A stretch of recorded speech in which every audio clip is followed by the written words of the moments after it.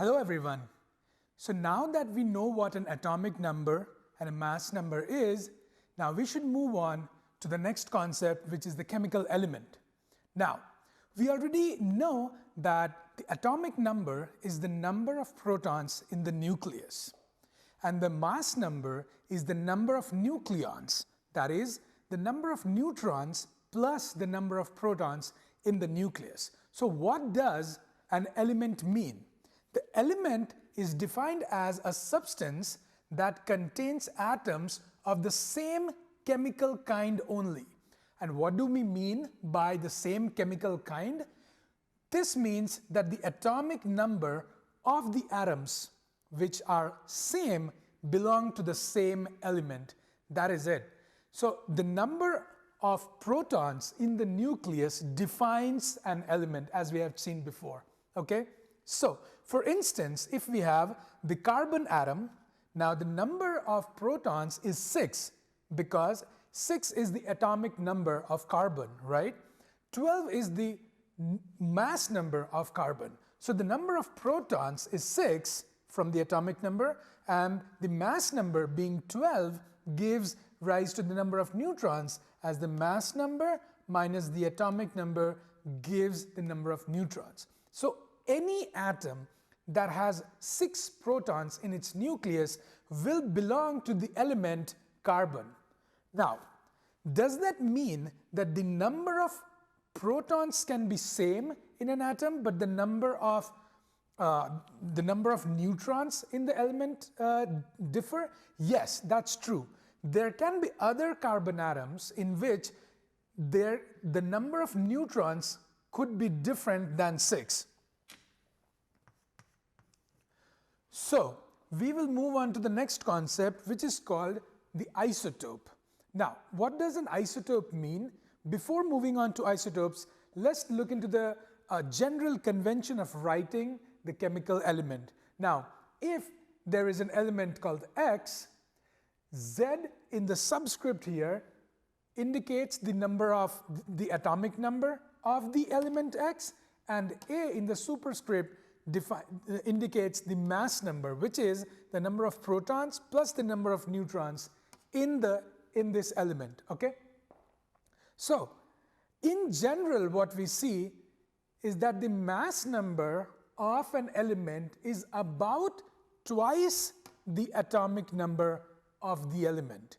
This is explained in here. This just by a few instances in which we have carbon atom, in which the element carbon has atomic number of 6 and the mass number of 12. Nitrogen has an atomic number of 7 and a mass number of 14. Same for oxygen, 8 and 16. Now, when you move to higher and higher atomic numbers, we will see that generally mass number becomes greater than twice the size of twice the atomic number. In here, it's not a very good example because sodium has a very small atomic number, but just for instance in here, we can see that the mass number even for sodium has become more than the atomic number, more than twice the atomic number of sodium. Now, all the odd numbered atoms that are there generally have slightly greater than twice the atomic number even for low atomic weight numbers. This effect is more pronounced when we move on to higher and higher atomic numbers. Okay? So, moving on to the concept of isotope. Now, we saw that any atom that has the same number of protons in its nucleus belong to the same element. Now, for instance, if we see in here, we have written the hydrogen atom as H11. What this means is hydrogen has 1 proton in its nucleus and 0 neutrons in its nucleus. Why? Because both the atomic number and the mass number of hydrogen is 1. Now, if we just calculate, the number of protons is 1, the number of neutrons is 0.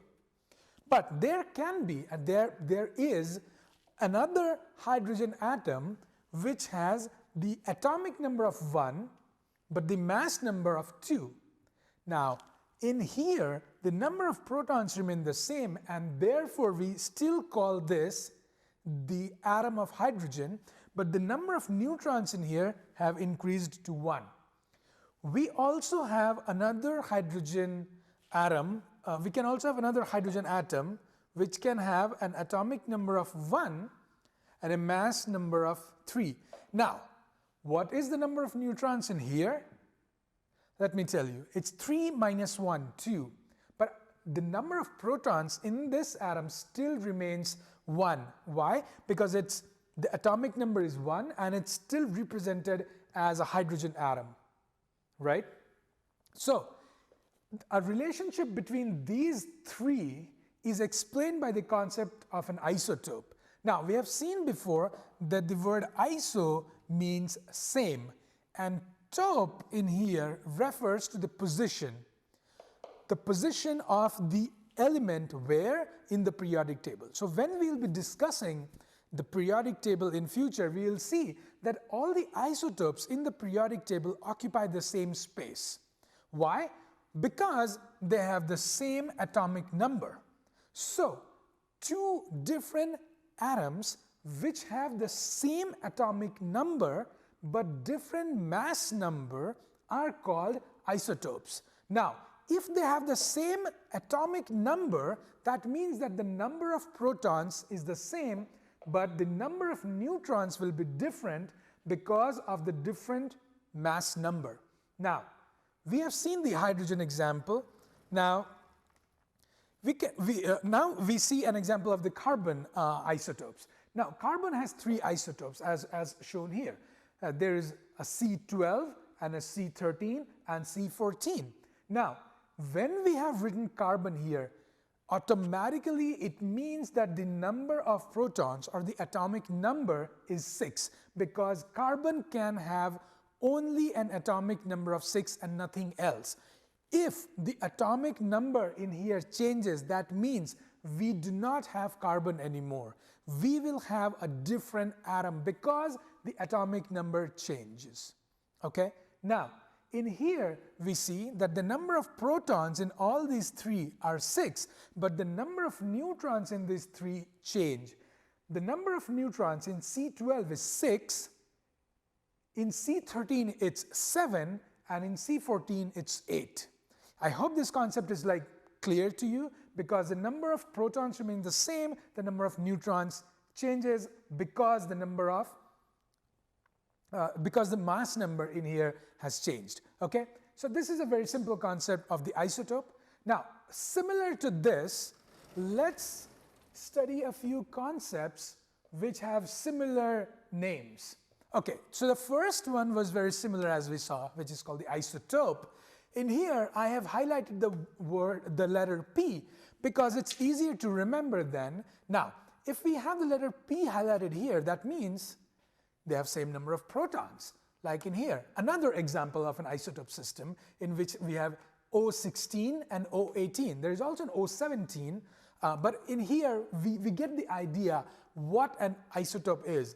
In here too, the number of protons remain the same, but the number of neutrons in here is 8, and the number of neutrons in here is 10. They become isotopes of each other. The next concept is an isotone. I have highlighted the word N, the letter N here, to remind us that isotones have the same number of neutrons. We have taken an example of chlorine. Chlorine 37. Now, when I say chlorine, the atomic number in here automatically becomes fixed. The atomic number of chlorine is 17. Now, this is potassium. The atomic number of potassium is 19. The mass numbers of chlorine and potassium are written here as 37 and 39. Now, let's calculate the number of neutrons in both of them. We know that the number of protons is 17. The number of neutrons will be the mass number minus the atomic number, right? So this becomes 37 minus 17, which is 20. Now, similarly, we calculate the number of neutrons in here, which also comes out as 20. Now, since they have the same number of neutrons, n, same number of neutrons, these two become isotones of each other. Now, I always say E of each other because isotone, isotope, these are relationships. Now, you can only have relationships if you have at least two people. Now, say you have a sibling, a brother or a sister. So you need to have a sibling to have a brother or a sister relationship, right? You cannot be your own brother. It's the same way. For an isotope or an isotone or the other different kinds of relationships, we at least need to have two different atoms. Okay? So the concept of isotones and isotope is like clear, I guess. Isotopes have the same number of protons denoted by P. Isotones have the same number of neutrons as denoted by this N. Isobars. Now, what's an isobar? They have the same number of A. And what is A? The mass number. So any two atoms that have the same number of mass number, if they have the same mass number, they become isobars of each other. As for example in here, potassium 40. Now we saw that potassium can also be found as K39, and here K40 is an isotope. Remember, the same number of protons but different number of neutrons. So K40 is the isotope of K39. Okay, so that is K40 in here, and we have argon 40. Now what these two become, they become isobars of each other. Why? Because the A or the mass number of both these atoms become same. So they are isobars. Okay, similar concept. Now there is another simple concept called the isoelectronic species, and this might become a little more clearer when we study ions or charged particles. But just to introduce this concept in here, isoelectronic species, I know you have guessed it right, they have the same number of electrons in them. Okay? So for example, for those of you who know how to calculate the number of electrons in here, the number of electrons is 10. We'll see how in a subsequent lecture. In here, the number of electrons is also 10, and the number of electrons is 10 in neon as well. So all these three become isoelectronic species because all these three different species have the same number of electrons. Now, we have a bonus in here. This is a slightly more difficult concept because we have three different things that need to be same in order for two things to become isosteres of each other. What do they have to be similar in? What do they have to have similar? They need two isosteres need to have same number of atoms in them. Now, there can be aggregates of atoms called molecules or ions, right? So we will be studying about those things in some subsequent lectures. But for now, let's see that let's understand what's an isostere is. So they have the same number of atoms, they have similar shape, and they have same number of electrons. So when you have all these three, they become isosteres of each other. Now, for example, you have nitrogen gas, which is represented by N2. Now this is a molecule. We'll be studying molecule too. Now CO, this is carbon monoxide gas. You might have heard about carbon monoxide and nitrogen separately. But what is the relationship between these two? Let's see. They have the same number of atoms, right? So the number of atoms in here is 2. The number of atoms in here is 2 as well. Very simple. The shape, let me tell you the shape of these two molecules. They are linear. Okay? When you actually see the shape of these molecules, when you draw the shapes, you see that they both are linear and they have the same number of electrons. Now, let's try and calculate the number of electrons in here. Nitrogen, we know that nitrogen atom has a proton, 7 protons and because the atomic number of nitrogen is 7. Now, in neutral nitrogen, the number of protons and the number of electrons will be same, right? So the number of total electrons in N2 will be 7 plus 7 from the second nitrogen atom. So the total number of electrons in N2 will be 14. The similar for carbon monoxide, the number of the number of protons, or the atomic number of carbon, is 6, and the number of electrons, or the atomic number, the number of protons, is 8 in oxygen. Now, for neutral atoms, the number of protons becomes equal to the number of electrons. Now, we have 6 and we have 8. So when we add them, we have 14. So we have same number of electrons, they have a similar shape, and they have the same number of atoms. Now, when we have all these three, then two different species become isosteres of each other. Okay? Awesome. Moving on.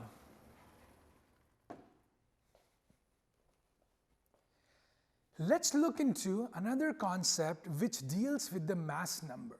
Now, we have often seen that the atomic number is written as a subscript of the element and the mass number is written as a superscript. Now, if we look at chlorine atom, the atomic number is 17 and the mass number is 35.5. Now, this brings me to this important question: how can the mass number be a decimal point? Now, you cannot have 0.5 neutrons, so how do we get to 35.5? There's a simple answer to this when we explain this in terms of natural abundance. Now, the concept of natural abundance is very simple. Now, if you go out in nature and try to find out all the chlorine atoms that are there, you will find that not all the chlorine atoms have the same mass number. Some of them will have a mass number of 35 and some of them will have a mass number of 37. It is the average of these two that we get 35.5. How do we calculate the average? We'll be learning that, okay? Now, that's what you have to understand. There comes the concept of natural abundance.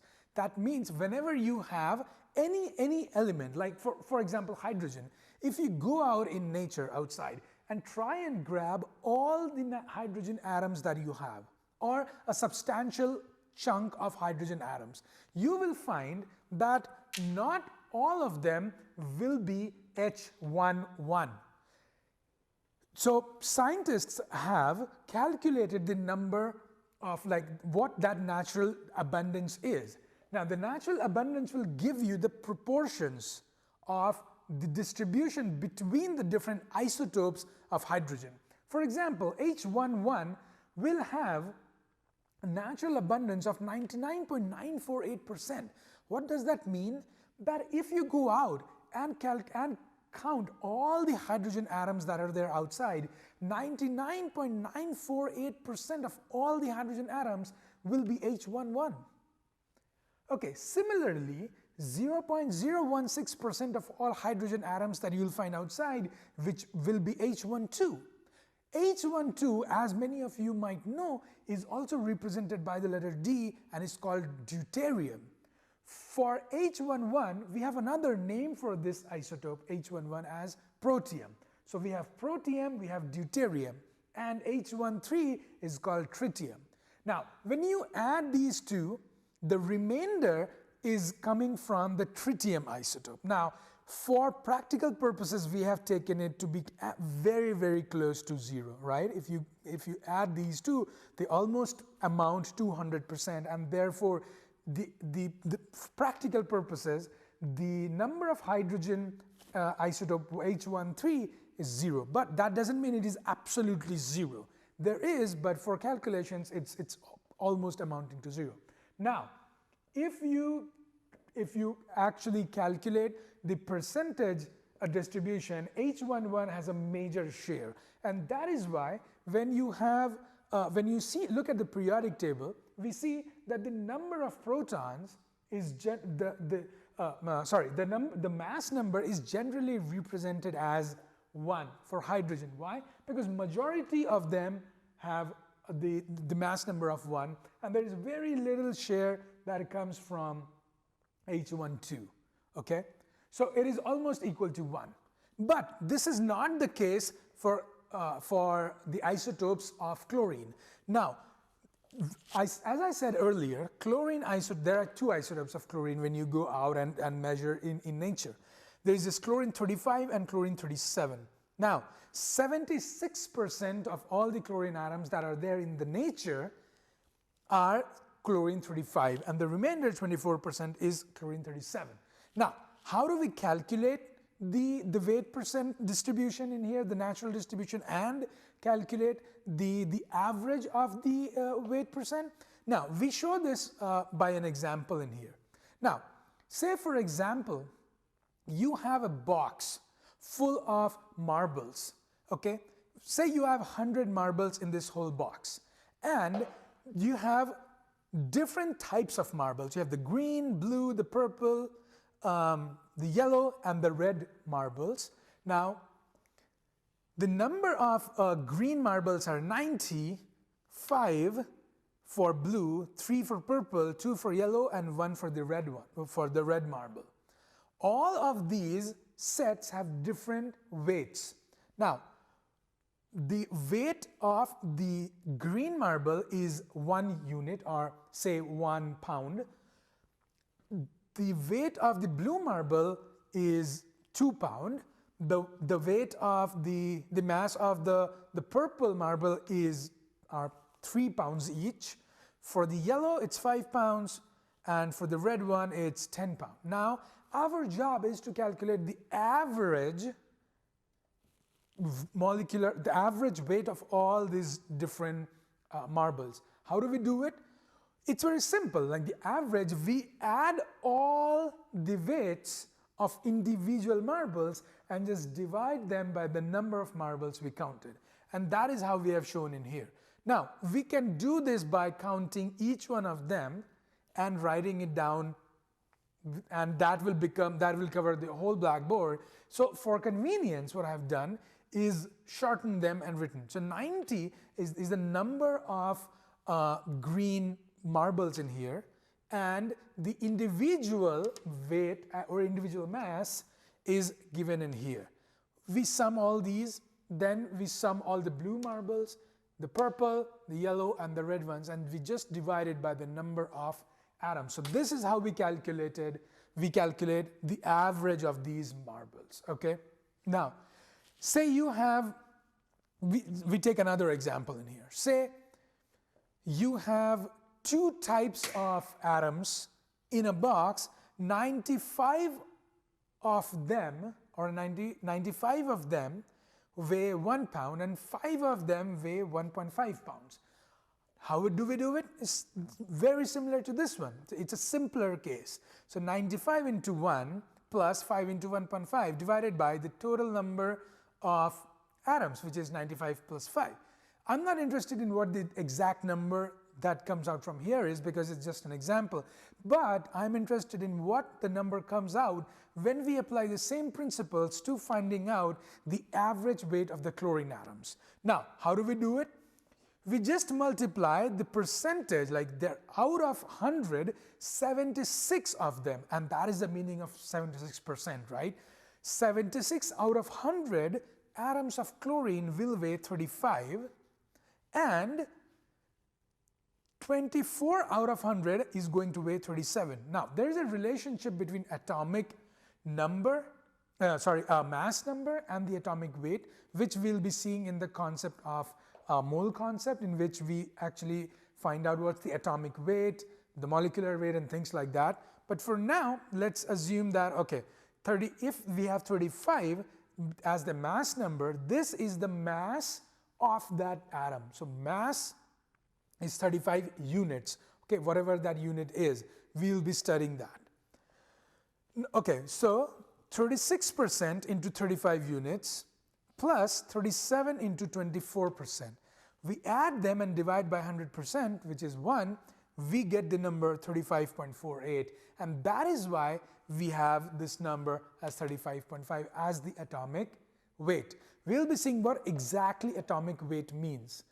For a brief introduction to this, atomic weight does not mean the weight of one atom. Okay? Now, if you say that, for example, if you have hydrogen 1, and if someone says that, okay, the atomic weight of hydrogen is 1, and that means that the weight of one hydrogen atom is 1 gram. That's not true. Okay? This in here, when you express it in terms of atoms, now this can be converted to atomic weight just by the mole concept. This means that 1 mole of hydrogen atoms will have a weight of 1 gram. For sodium, if the atomic weight is 23 grams, which is 23 grams, so 23 grams is the weight of 1 mole of sodium atoms. Now, what's a mole? We'll be seeing that. We can also represent this in an analogous way, in which we introduce a new weight unit called the atomic mass unit for simplicity, so that we can say that 23 atomic mass units is the weight of 1 atom of sodium. For in here we say 1 atomic mass unit is the weight of 1 hydrogen atom. But please don't worry, we'll be discussing the relationship between atomic weight unit and the mole and how they all interconnect in a subsequent video. So I hope this is clear for you. So let's move forward.